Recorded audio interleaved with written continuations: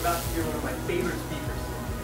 So, as a chiropractor, as any doctor, we should always be striving to better ourselves, right? I mean, we are in charge of helping to guide you through this process of health.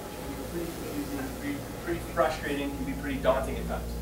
So we have to constantly challenge ourselves to get better and better and better and just be that more on top of our game. That can be difficult to do. It can be difficult to motivate ourselves, to continue to do better and grow. And one of the people that is just instrumental in my growth is the person you're going to hear tonight.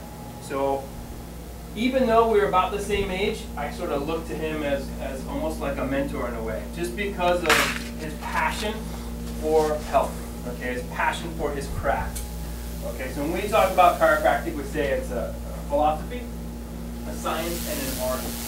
And this person is definitely an artist. Okay, he takes his craft seriously, and he's just got such a gift and such a big heart for what he does. So it's my honor to introduce our speaker tonight, and that's Dr. Derek Gallant. Thanks, buddy. That's nice. All right, good evening. All right, welcome everybody. Thank you for that awesome introduction. I appreciate that. I'm excited to share this information with you guys tonight because this is the 7th workshop that we've had in this Body Signal series. And so far, I think a lot of lives have been changed from the information that we've covered. So I'm really excited to share this with you. And I really want to keep up that transformation that's occurring here in the office and with the people that come to these workshops. We've covered a variety of topics. For those of you that haven't been here, we've covered headaches, we've covered neck pain, digestive issues, sleep issues, we've covered allergies and atopic disorders. We've even talked about shoulders and upper extremity issues and hip problems and lower extremity issues. And tonight we're going to talk about ergonomics and decreasing the stress that you experience in your workplace. And what you have to understand about this is that all of these symptoms that we've been talking about, these body signals that we've been talking about, they are not just associated with workplace ergonomics, but they're quite often workplace ergonomics is the cause of these problems, right? So I want to talk to you about the habits that we see or the habits that people are going through each day that are causing a lot of the problems we see here in the office and why that's important to you, and also how we can start to reduce the stress that we have on our physical structure by changing some of those habits so we can experience our body's full health potential and have more energy, more productivity, a higher amount of output at the end of the day rather than going home tired and exhausted, right? So tonight's a discussion about ergonomics, and so I had to look up exactly what does the word ergonomics mean, right? How do you define ergonomics? So what I found, and the best description I found, is that ergonomics is basically it's a discipline that's concerned with how a human being interacts with their environment in order to optimize their human well-being and to optimize their performance. Okay, how awesome is that? So optimize their well-being and their performance. So what does that sound like to you? If you spend any time in this office, what does that sound like? Does that sound like what we're talking to you about all day, every day in this office? We want to optimize your well-being. We want to optimize your performance. Who else wants that? Am I in the right room? Do we all want that? Absolutely. Great. So let's talk about that tonight. So Body Signals Workshop. So we've been telling you throughout this workshop, what have we been talking about? Is that symptoms are signals from our body that there's a bigger problem going on, right? So tonight we're going to focus on talking about reducing the physical stress on your body by improving your workplace ergonomics and by correcting the postures and the habits that are creating so many of the symptoms that we see. Okay, because we all have symptoms, right? Everybody has some sort of symptom, right? So we need to address those because your body is talking to you, right? Your body is talking to you throughout the day through rapid feedback. Your body is talking to you, right? Are you listening to it? How well are you listening to your body, right? Because I think that many of us don't listen to our body, right? Or we ignore our body, or we like to cover up what our body is saying, so we need to start listening to it. Okay, so what direction are you headed? All right, so why is it so important that we talk about this tonight? Why is it so important that we share this information with you? I think because over time, over the years, we've forgotten to move, right? We grow up, we go to school, right? We get jobs, and eventually we sit, right? We sit for hours on end, days on end, right? Years on end. We sit, we squirm, we shift, we groan. We just sit all day long, and all that sitting stress, it creates more stress in our body, and it disrupts our body's homeostasis. So what that means is it disrupts our body's ability to find balance. All right, so we no longer have balance in our body, and our bodies today are breaking down, right? They're breaking down through obesity, through diabetes, cancer, high blood pressure. Our bodies are breaking down because we're not listening to them, and we're constantly stressing them, right?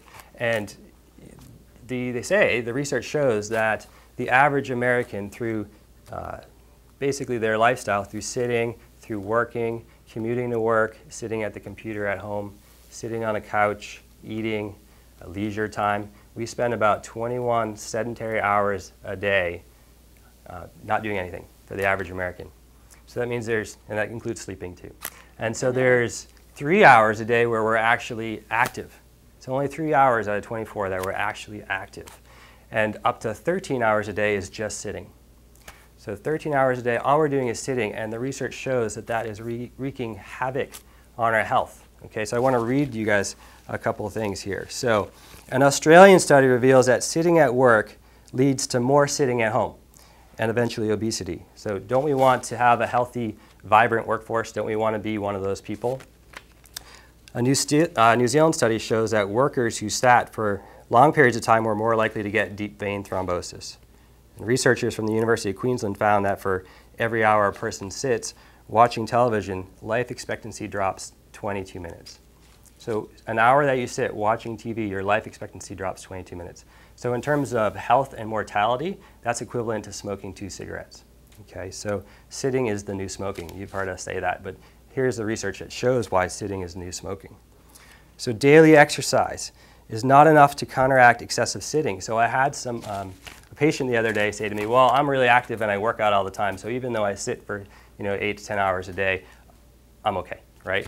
Well, here it is. Daily exercise is not enough to counteract excessive sitting. If you're physically inactive, you are at a significant risk. However, if you are physically active, you are still at a high risk. And your key fat burners shut off the minute that we sit. So every 2 hours spent just sitting reduces your blood flow, it raises your blood sugar, and it drops your good cholesterol levels by 20%. And finally, excessive sitting is cited as a key risk factor in 4 of the top 7 U.S. killers: heart disease, stroke, diabetes, and cancer. Okay, so sitting is also linked to obesity and early mortality rates, regardless of how much exercise a sitter gets. So, why is this important? Because your job is killing you, right? Literally, your job is killing you. So it's important that while we're at work, we really do our best to counteract all the stress that we're putting on our body so that we can decrease our stress, we can improve our productivity, we can improve how we feel when we get home, we can improve how we feel while we're at work, and we can create a healthier, longer lifespan. Yeah, there'll be an opportunity to sit.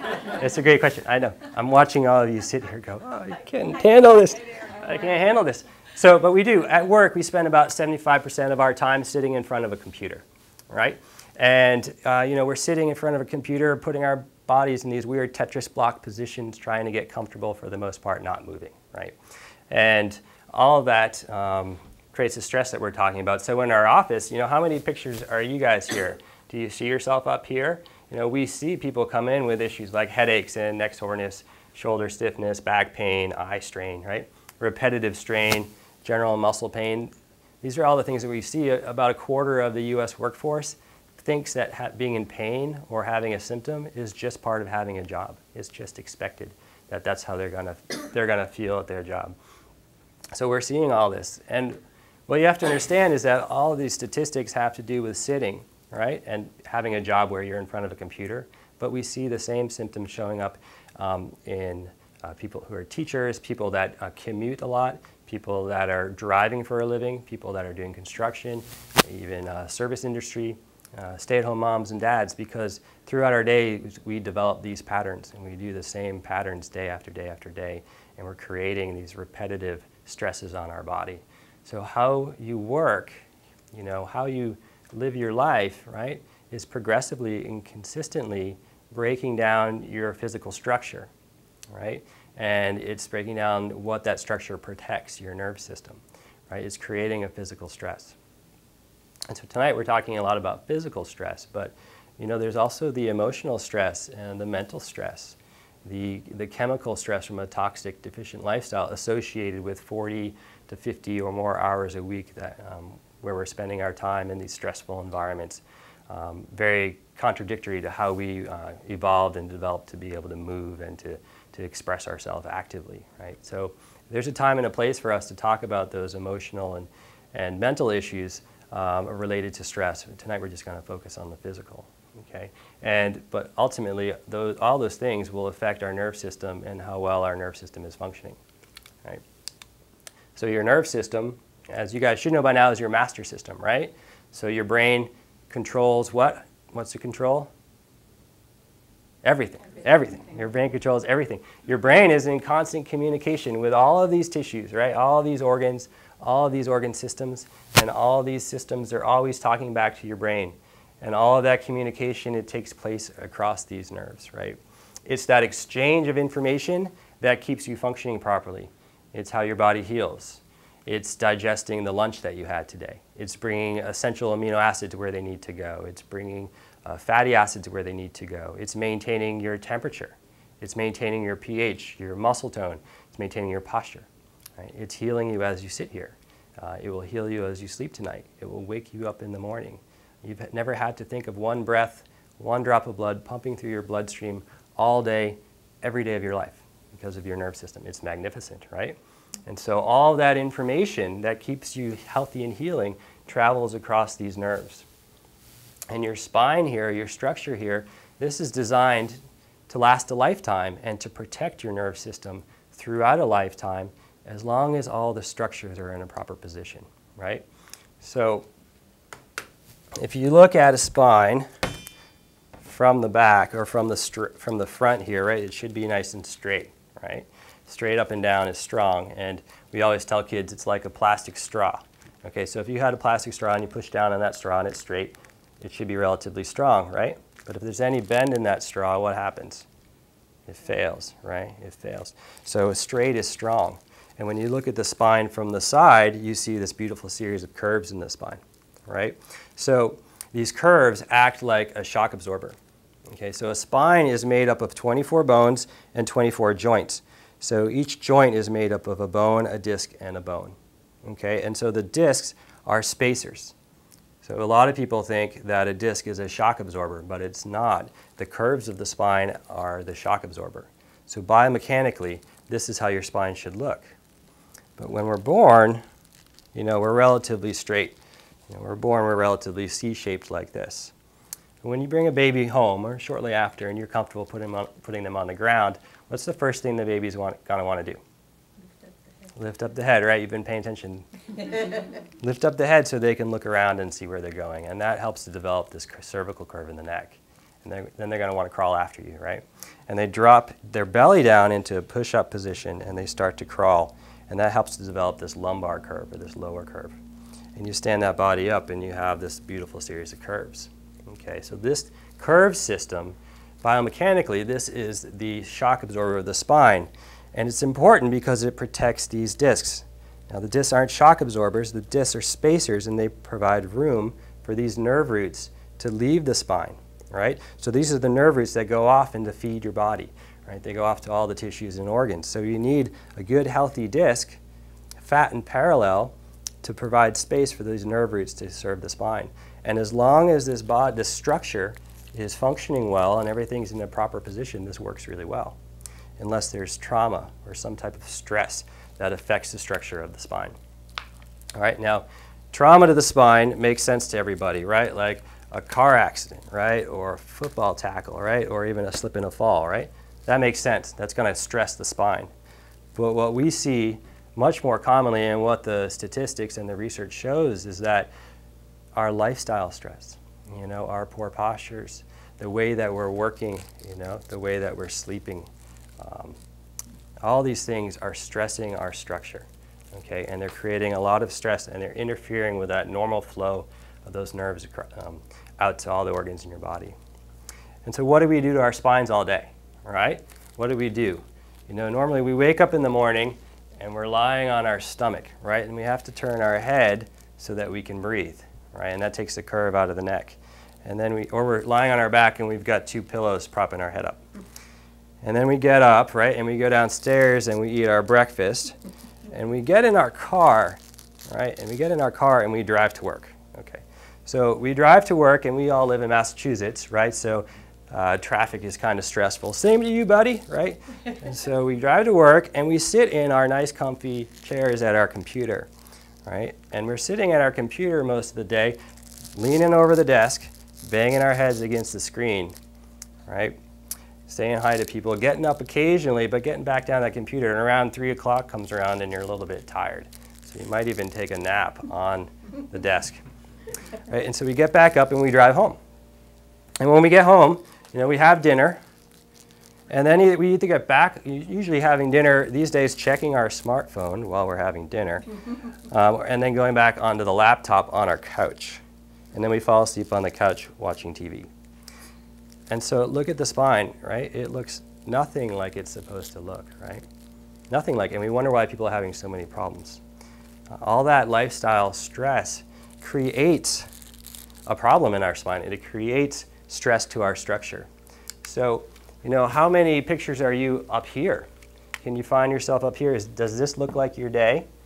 You know, all this lifestyle stress, the postures from our work, how we're spending our hours are creating trauma to our spine repetitively, all day, every day. And all that trauma creates a problem called subluxation. Okay?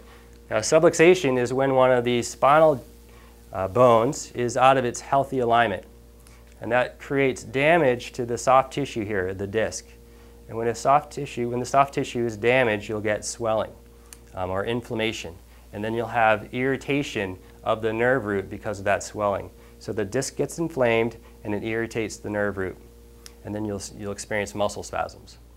So, Sister Maria, is your body smart or stupid? Smart. It's smart, right? Your body is smart. It's very smart. So when you have nerve irritation because of joints out of alignment and unstable, and there's tissue damage creating swelling, irritating that nerve and interrupting the flow of that healthy information across those nerves, your very smart body tightens those muscles up, and it acts like a splint or a brace to stabilize those joints, right? Does that make sense? And so what happens? We get told to take painkillers and we get told to take muscle relaxers, right? In case if you're feeling that way. And what does that mean? That means that you're taking away the guarding mechanism that's preventing you from doing more damage and tearing up these tissues. Or you're taking away the warning signs that this position's not right and this position's not right. And maybe you should just lie down and rest, right? So we have muscle spasms and joint fixation. Okay, so joint fixation is when one of these joints is not moving through its healthy range of motion. And when you have joint fixation, it causes lost imbibition. Now, so lost imbibition means that there's no healthy flow of fluid to the disc that keeps the disc healthy and the tissues fit. So when you have joint fixation, you lose imbibition. And imbibition is basically brings nutrients to a disc and it cleanses toxins from the joint. Okay, so we lose that. And when you have nerve irritation, you end up with stress hormone production. So nerve irritation creates a stress response in the body. And so things like epinephrine, norepinephrine, cortisol, all these stress hormones are produced. So subluxation creates a stress response in your body. So what causes subluxation? What we've been talking about, our lives, right? But tonight, the physical stresses of our bad habits. So this is what we're seeing. Everybody looks like this. Everybody looks like this at their desk, in front of their laptop, on their couch, right? And it starts here and it ends up here. I mean, this just seems ridiculous, but I see people like this, you know, and you see it worse in kids, right? So it starts here and ends up here, and if you look, this is what a healthy body should look like. So this is a human being, right? And if you look at this posture, we see ears over shoulders, shoulders over hips, the eyes are straight forward, right? And your head weighs about 12 pounds. So as your head starts to drift forward, imagine a computer monitor here, or a smartphone or texting. Imagine that here. For every inch forward that the head moves, it doubles the amount of stress at the base of the cervical spine. Okay, so like if I picked up like this kettlebell, right? And so I hold this up overhead, right? I could probably hold it here for a little while. It's not too heavy, right? But as soon as I start to move it forward, you know, an inch forward, 2 inches forward, you know, my body starts to shake 3 inches forward. Imagine what that does, right? It fails, right? It's the same thing what's going on here. As that head moves forward, imagine what it's doing to the spinal cord here, right? Remember what's inside of that spine, right? So imagine what's happening there. And so what happens is something needs to hold your head up. And so you start to get muscle tension in the thoracic spine and the extensor group. So Dr. Franson always does this. I think it's fun, so I'll do it too. So reach over and grab the head of the person next to you. And it's better if you don't know them. Grab the back of their head, right? So there's a ridge right at the base of your skull called the nuchal ridge, right? And all the extensor group muscles attach right up to the base of your skull. Okay, so they attach right up there. And they come down the skull and they support your head and they support your thoracic spine. And so with this leaning over a computer monitor or leaning over a laptop or a desk all day long, we're constantly straining those muscles because they're trying to keep our shoulders back and our heads back, right? But we're working against them. And they're constantly firing. They're firing all day long. Their shoulders are rounded and your body is trying to pull up and these extensor groups are just firing like crazy, right? And so, you know, what is that causing? You know, that a nation of slumped shoulders, right? And those muscles become tight and they feel like rope or they feel like wood, right? So these ergonomics are creating this type of stress. So with shoulder slumping, we've created from basically a nation of shoulder slumpers, from typing, you know, sitting at laptops, staring at a screen a couple inches in front of us, right? A nation of shoulder slumping. And what that means is that your shoulders, instead of being down and back and retracted, are now protracted, which means that your shoulders are sliding, your shoulder blades are sliding forward. So from this position, your shoulder blades are sliding forward, right? And you'll see that the shoulder joint becomes unstable and you get tight pectoralis muscles. So the muscles in the front of your chest become tightened, right? So ideally, your shoulders should be down and back, right? But imagine when you roll your shoulders, you see how that changes your posture. So I want you guys to try something for me. So reach out in front of you as far as you can, and you feel how when you reach out in front of you, your shoulders slide apart, right? And they spread out. And now keep your shoulders like that, or bring your arms to your side like you're going to do an overhead press, and try and push your arms up over your head. How high can you go? It's a little bit difficult, right, if you're keeping your shoulder blades forward like that. Now bring your arms back. Put your arms out in front of you, and now squeeze your shoulder blades back and behind you. Arms by your side, and now push overhead. Do you feel the difference? See how much easier it is, right? Because your shoulder blades are supposed to be back like that. That prevents you from bumping into connective tissue, and it keeps your shoulder stable. As those shoulder blades start to move forward, you lose the structural integrity of your shoulder. Okay, and so now you're subluxated because now your head and your body are also weighing you down, and your shoulders are pulling forward, and it subluxates your thoracic spine. So you have stress in your thoracic spine, and we see things like shoulder pain because of this. We see neck pain, headaches, and even fatigue. So if you imagine your posture slumping forward like this all day long, what that does to your lung capacity and how it affects your respiration, right? And so if you've got decreased respiration all day long, what happens around 3 or 4 o'clock? You're not getting oxygen to your body starts to get fatigued. So this is what we call shoulder slumping. Now with typing strain, so reach out in front of you with one arm and grab your forearm with your other hand. And I want you to wiggle your fingers like you're typing, right? Okay, can you feel all the tendons moving inside your arm? Right, there's a network of tendons and connective tissue and muscles in there that support your fingers in your arm while you're typing. Okay, and so that network can get gummed up. You know, you're spending 40 hours a week typing away, but come on, more like 50, you know, typing away at something. That repetitive strain, that fine motor movement, something that we were never really designed to do, can gum up that network, and you start to get inflammation and swelling in those tendons. And that will put pressure on those nerves down into your forearm and your hand and your wrist. And we'll see symptoms like carpal tunnel syndrome, cramping of the hands and the arm, and wrist pain and arm pain, right? All because of that repetitive use and the slumping of the shoulders and our improper posture. And then we have sitting stress. Okay, so these are legs. It might be a little hard to tell, but these are legs, right? So this is your leg from the front. So these are your quad muscles here, your quadriceps muscles, and right up here is the bottom of something called the iliopsoas. And on the back here, so these are flexor muscles. These are the ones that flex the hip, all right? And from the back here, this is your gluteus maximus, and these are your hamstrings. So these are extensor muscles, right? So we spend all day sitting down, right? And so when you sit all day, you're constantly shortening these flexor muscles, right? And they're shortened and they become overactive.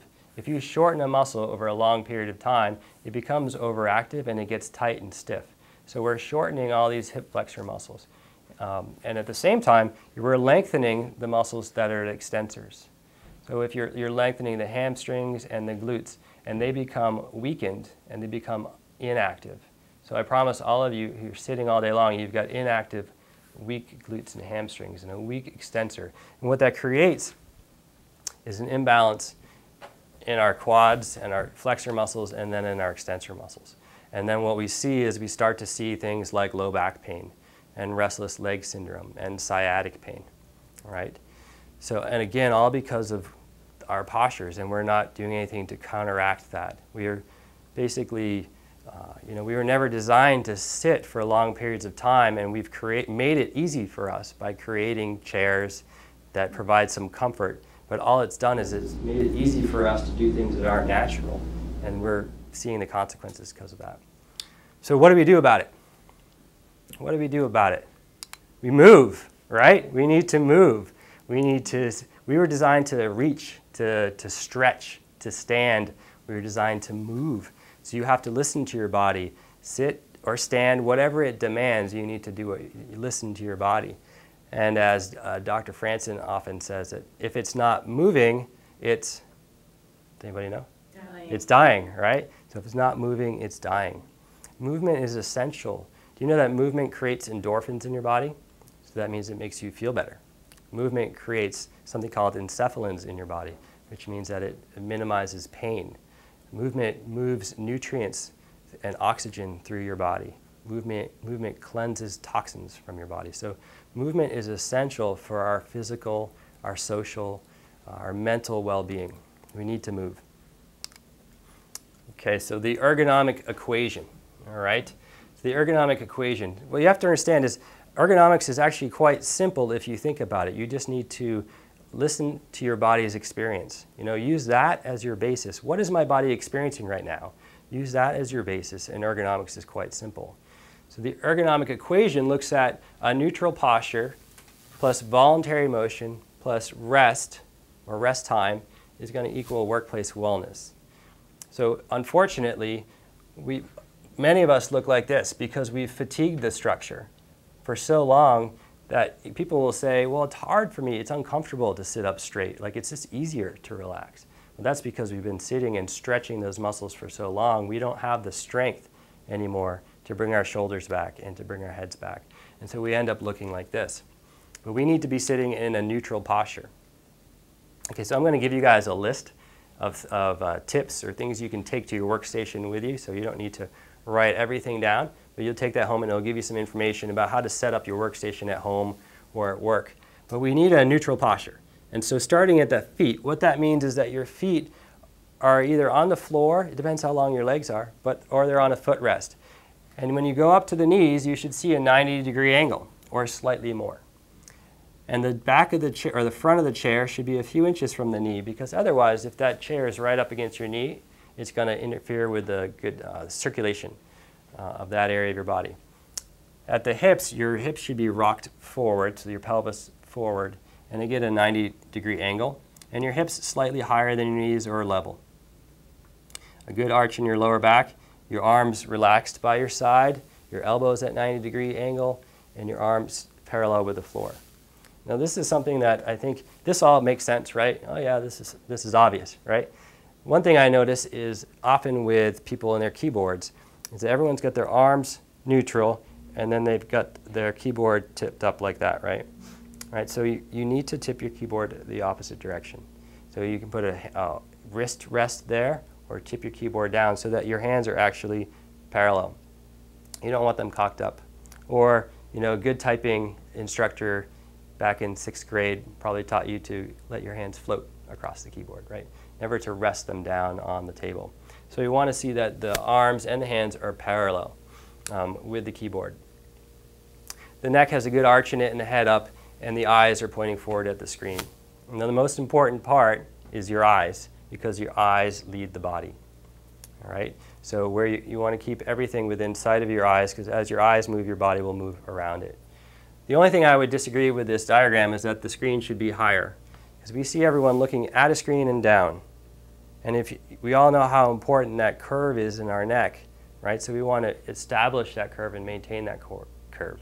So when we look at a screen, we want to see that screen, basically the middle part of the screen level with your eyes, if not a little bit higher, so that you can be looking at the screen and lifting up and maintaining that curve in your neck and reconciling or working against everything else we're doing all day, which is the opposite direction, okay?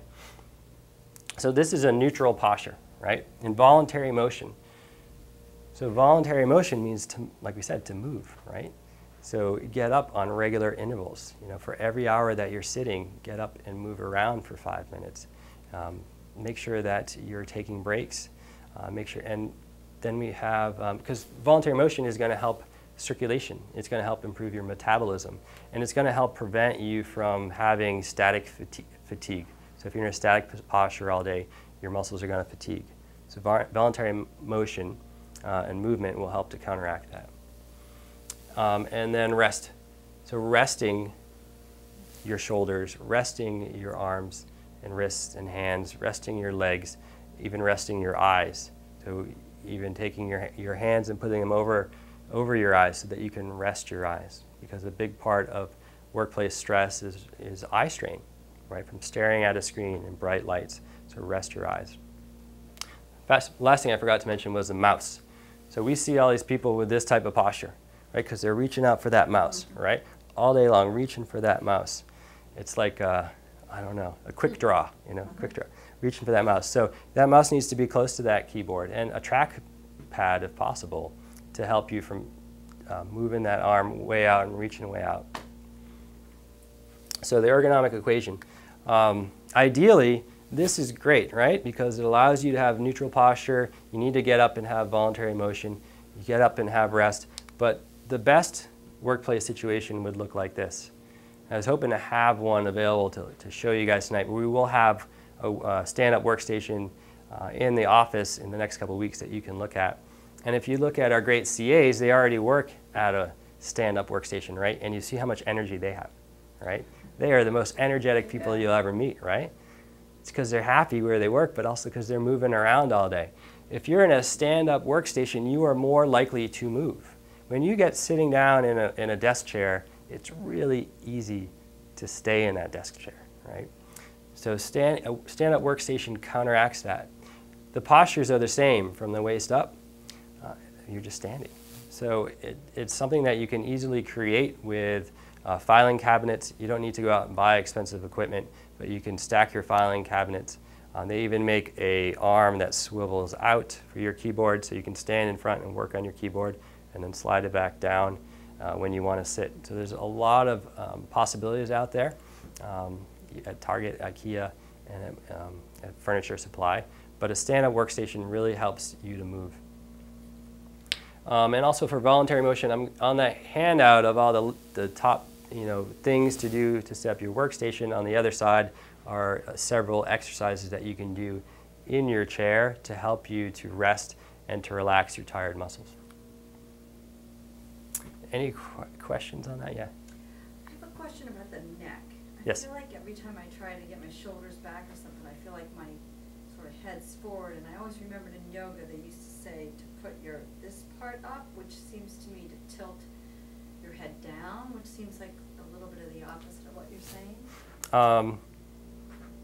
So this part up here, up? Yeah, like almost like that. So you're basically bringing your chin in, right? I So, think so. I mean, it is unique to each person and what your structure looks like, but you want your head to be balanced over your shoulders.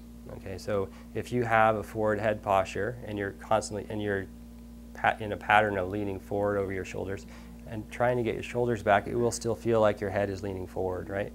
So it's a combination of supporting your lower spine, getting your hips underneath your shoulders first, and then from that having more of a stable base to support your neck. Tilting your chin in like this is going to stress all the muscles in those extensor muscles all day long. So in yoga, I believe it's almost like you're pulling up from the head, right? So that would actually lift your head up, but not necessarily tilt it down and back. Okay. Sure. So the stress solution. So get up and move, right? We talked about that.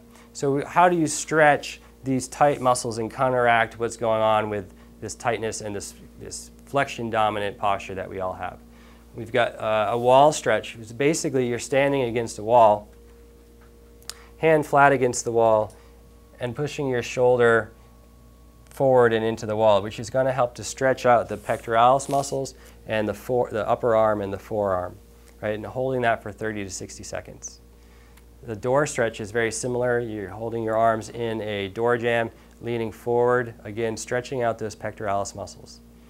So those are great, very simple, 30 to 60 seconds when you get up every hour to walk for 5 minutes.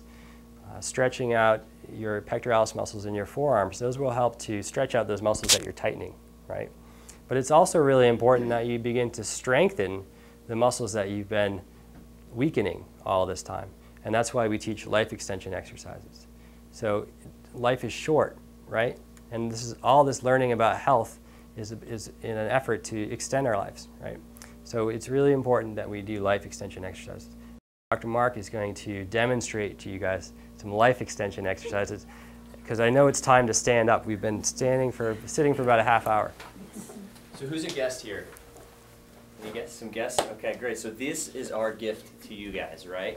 And back here, right? So this is going to extend your life. This is one of the best things that you can do throughout the day.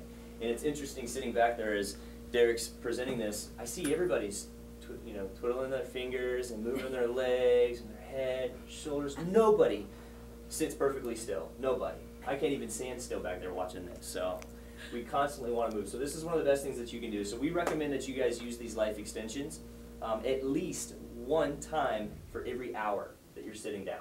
Okay? At least once for every hour that you're sitting down. It's going to get you up, get your heart rate going, and strengthen some of those muscles. Okay? So there's an acronym that we're going to use. It's you will love these. So U starts with a Y. So we're going to throw our hands way out here. You might need to make some room there so you don't flop each other in the head. Okay? So we're going to get out here in the Y, and what we want to do is take these hands and press those hands away from you. Okay? So don't just put them out there in space, but push them away and then get them back. Just like that. Good. So when you're standing here, what I want you to think about is getting that head back over your shoulders. That's good.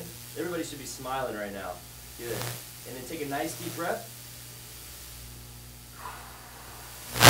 Excellent. So that was about 20 seconds, right? You will. So we're going to go down into the W. And we're just going to put our elbows into our back pockets. Keep those hands out here to the side. So really trying to get those elbows down into your back pockets.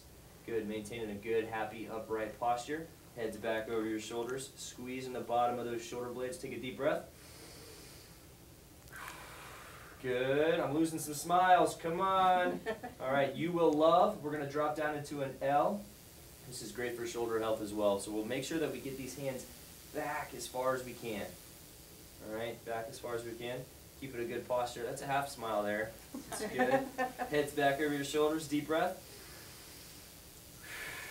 Good. You will love these. So we're going to go out to the T. Oh, this one's great. Try to take those hands and just press them out as far as you can. Right? And get them back out of your peripheral vision so you can't see your hands. Yeah, watch out for that person next to you. You might get a thumb in the cheek. All right. Heads back over the shoulders. Good. Nice deep breath. Excellent. So we got to end this with a high five. So way to go. Give your neighbor a high five. Appreciate you guys. Good job. All right. Thank you, Dr. Mark. So you can feel when you're doing those exercises how it is strengthening those muscles in your back and counteracting all the stretching that we're doing all day long. So the other solution, a lot of people will say to me, so I don't have time, or I forget, or once I get to work and start working, I'm just in the zone and I can't seem to remember to get up and move. Well, most people have smartphones these days, and it's amazing what you can find on a smartphone. There's a million apps about ergonomics. There's one that you can pull up and actually put in your height and your weight, and it will calculate, the bend in your knees and how high your monitor should be and how high your laptop should be and your keyboard should be. There's also some there's a stand-up clock that will remind you on regular intervals to take short and long breaks. It just goes off. It's a clock. It just goes off. You set it, and it will remind you to get up. How simple is that? There's a repetitive strain indicator, which actually tracks the amount of time you're typing, and it will tell you when you need to take a rest. And finally, a text neck indicator. So text neck, does anyone know what that looks like? Right, text neck, right?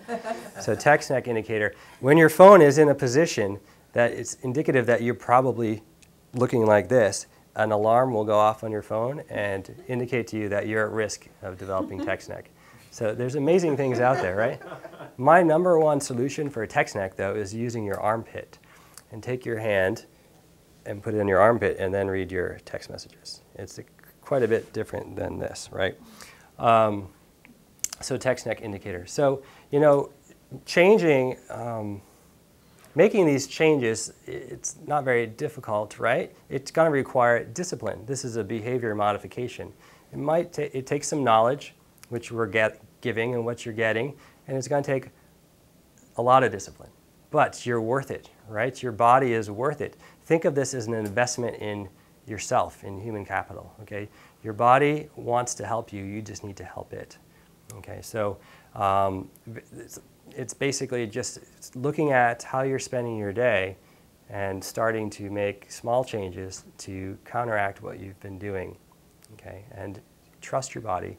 It will tell you what's wrong and what's right, and it wants help because it wants you to have a healthy and a long life, right? So, and that's your job. That's your job. So your job is to listen to your body. As I asked before, are you listening to your body? Are you listening to what it's saying to you? Because your job is to listen to it so you can start to break these bad habits that are creating this stress on your structure, okay? Breaking these habits that are creating these problems and developing into these symptoms and body signals that we're experiencing, okay? So that's your job, okay? Our job is to reconcile what you've been doing to your body all this time, okay? Our job is to help your body handle this lifestyle stress better, okay? As a chiropractor, as a health coach, that's our job. And so how do we know if you've got stress or nerve irritation or subluxation in your spine? We use 5 specific objective criteria, okay? We use instrumentation, which is basically an instrument that helps to identify inflammation in your spine. You remember that inflammation that irritates those nerves, right? So it's like a stud finder. We run it along your spine. We call it a scope. We use motion palpation. So it would make sense to you that a normal healthy joint should move through its ranges of motion normally, right? And if there's any dysfunction in that joint, it's not going to move properly, right? So we use motion palpation to identify improper motion and dysfunction in the structure. And we use static palpation. So it's like I tell people it's like a bruise on an apple. Everyone, picture an apple and how you feel that bruise and you put that one back, right? So, or on a cantaloupe. So we use our fingers to palpate along your spine, and we're feeling for inflammation on your spine. And then we use X-ray, of course, and visualization. So visualization is awesome, especially when you talk about ergonomics. So it makes sense to you guys that a healthy body is well balanced, right? So when you look at a posture, you see that the eyes are level over the shoulders, shoulders level over the hips, and the spine is straight up and down, right? And that's our strongest position, right? So your body is very smart. Smart. Your body is smart, right? So when you have nerve irritation, what's it going to do? Shift. It's going to shift. It's going to try and lean or twist or turn away from that irritated nerve, right? Functionally, what it's trying to do is it's trying to make room so that nerve can breathe and it can feed your body and it can help heal your body, right? So you'll see shifts in posture, postural deviations away from normal, Okay, and so that's a very powerful tool that we use to look for indicators of nerve irritation. Just imagine if, I came to your office and looked at how you were sitting at work, what would that show us about what you're leaning away from, right? Just tomorrow when you go to work, you're totally going to change the way that you're sitting, right? And so that's actually something that we do. We actually go to businesses in the North Shore and the local area, and we do ergonomic assessments so that we can help employers, but most importantly, employees, have less stress on their structure during the workday. So we're uniquely qualified to perform those types of assessments and give feedback and instruction about how to reduce physical stresses during the day. So if that's something that you'd be interested in us coming and checking out your workstation or where you work, we'd be happy to do that for you. Dr. Mark is in charge of that, so just talk to him about that afterwards. And if you've never had your posture checked, please make sure you do that before you leave tonight. We'd be happy to do that for you, okay? So don't wait. It'd be interesting to see if your body is leaning away from anything, okay? And so how do you correct subluxation? How do we reconcile this stress we put on our structure? We look at health as a three-legged stool, right? And so that first leg of the stool is specific chiropractic adjustments in rhythm. So with our hands, we reposition the joint back into a healthy alignment and retrain it to stay in that alignment over time. Gently, specifically restoring that joint back into a better, a healthier alignment so that the inflammation comes down, right? The pressure comes off the nerves, and that nerve is free to function at 100% and to feed the body so the body can heal itself and run itself, okay? And we do that in rhythm so that we can get ahead of these lifestyle stresses, right?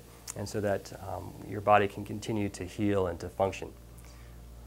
Breaking the bad habits is the second leg, and we've talked a lot about what those bad habits are, right? If you keep doing what you've been doing, you're going to keep getting what you've been getting, right? So we don't want to just be shoveling sand against the tide, as Dr. Franson likes to say, right? So we need to break the habits that are creating these subluxation patterns, and so we teach you that in consultations and in workshops like this, and constantly yelling at you if we see you sitting out there with your legs crossed or slouching in your chair, right? So we break these bad habits that are promoting your subluxation patterns. And then exercises to strengthen. So we've been sitting in this posture for years, right? Not moving for years. So there's going to be breakdown and there's going to be atrophy. And so we need to strengthen the muscles and the soft tissues around those subluxations so that you can have better stability there and hold your adjustments better. Right? So you have more strength, because it's all about how well you hold your adjustments, right? The longer you hold your adjustments, the more your body is healing and moving forward and healthier, right? So I want you guys to remember how amazing you are. You were designed to have a high output. You were designed to have an enormous amount of energy. Your spine and your nerve system and that structure was designed to last a lifetime up to 120 years, right? So rather than coming home at the end of the day exhausted mentally and physically and really not enjoying home because you've been working so hard, just remember that there are changes that you can make and we can help you make so you can enjoy your work more and especially enjoy being home more and have a longer and a healthier quality of life, okay? So definitely share that information with other people. Tell people that you love that there are, this is what is happening from our chronic, deficient, inactive lifestyles, but there's so much possibility to change that, okay? So please share that information.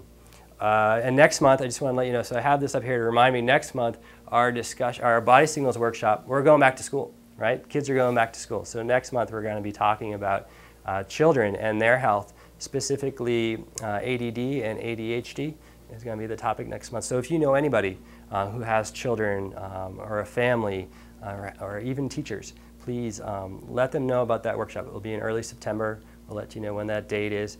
It's going to be awesome. It's going to be given by just a blessed speaker, someone who's great at speaking. And I think you'll really enjoy it, but I think it's information that we really need to share. So thank you for sitting all night. Yes? I was just wondering, what So backpacks, yes. So Sometimes are like yes, August. So next Monday, for the next 2 weeks, we'll be doing backpack screenings here in the office. So if you have any children, have them come in, bring their backpack. We will check their backpack, make sure they're wearing it correctly, make sure they're not putting too much weight in it. Actually, it's going to be a competition. So how much weight should you put in a backpack? Does anybody know? So you shouldn't have more than 15% of your body weight in a backpack. So we're going to have a competition. So we're going to have kids fill up their backpack and try and get it within 15% of their body weight. If they're within 1 pound, they win a gift certificate to buy some school supplies. So yes, the next 2 weeks we'll be talking about that, and there'll be articles about that. So good question. So I love and appreciate you all. I hope you learned something tonight, and I hope you don't hate me too much when you try and sit differently tomorrow. But if anyone has any questions, I'm happy to stick around and answer those. Thank you. Thank you.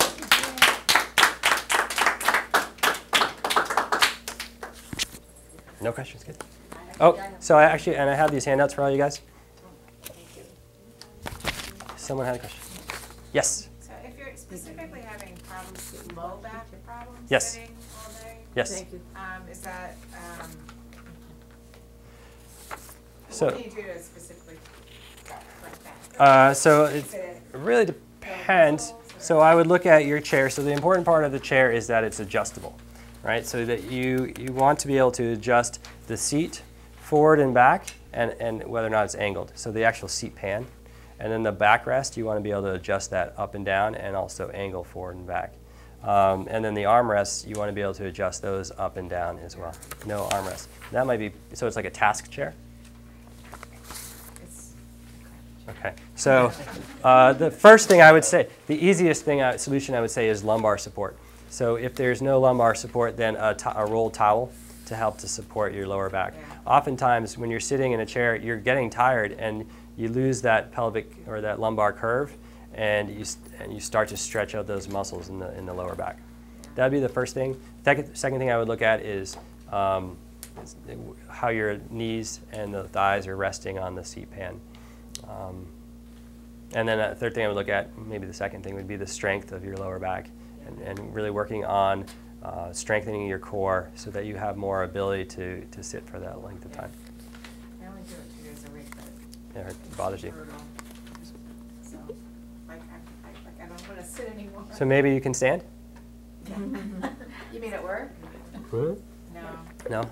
It's not I mean, I get up and walk around a lot because, It bothers you. yeah.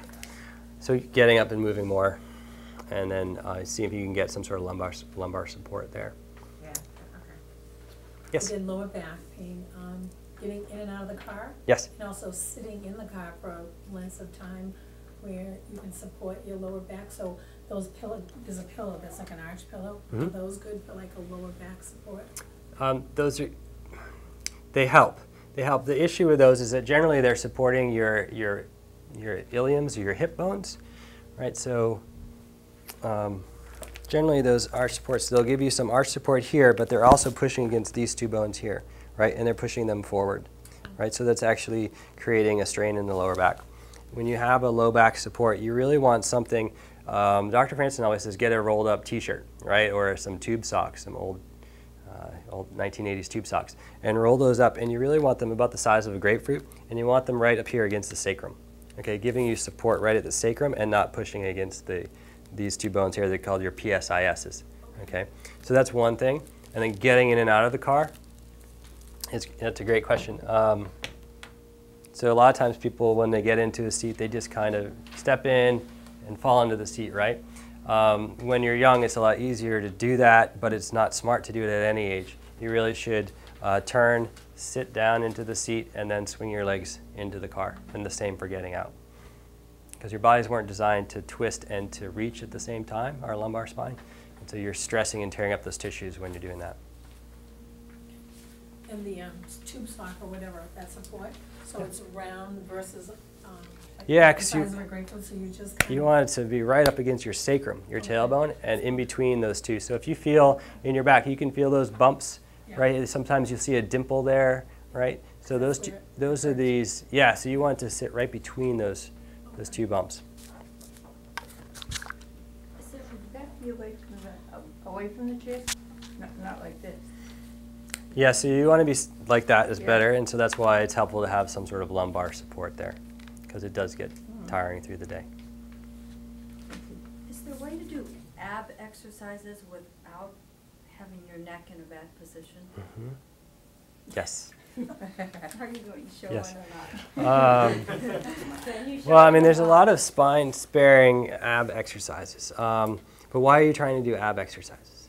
For the beach or for health? Do all of that. No, just strengthening. Okay, so strengthening. So when you, because a lot, abdominal exercises are, people call them a core exercise, right? But when you strengthen your core, you want to strengthen the abdominal muscles as well as the muscles in the back, right? So exercises like squatting and planking are going to help to stabilize those core muscles. So you can do a plank and you're not going to strain your neck, core, so full body movements that are requiring all your abdominal muscles, your balance muscles, you're going to strengthen that. So you could even do balancing on a ball.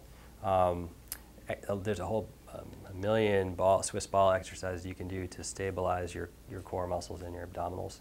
You can even do, like when you do a sit-up, you don't have to do sit-ups like the presidential challenge that we used to do in gym class, right? Where you came all the way up. You can lie on your back and just engage your abdominal muscles just enough to raise you up an inch off the floor. You're getting just as much work in that lower abdominal. But I would do more full body movements. Burpees are great. You know what a burpee is? Oh. Sorry. Should we? I know. Nah. I'll show. Well, so set up a consultation and we'll go over some specific exercises, and Dr. Mark will show you a burpee. What's We have to do planking? it together. Planking. Planking, yes, sure. So planking is planking. Are we still on video? Planking was a fad in about 6 months ago, where you would lie in a straight position and people would take pictures. Planking is kind of like a yoga pose, and you're in push-up position on your toes and your hands, and you basically tighten your glute muscles and tighten your core muscles, and you hold that. That's a plank. You can also do it down on your elbows, right? And so that's a plank as well. Okay, thank you. And eventually you start to shake. That'd be a good exercise.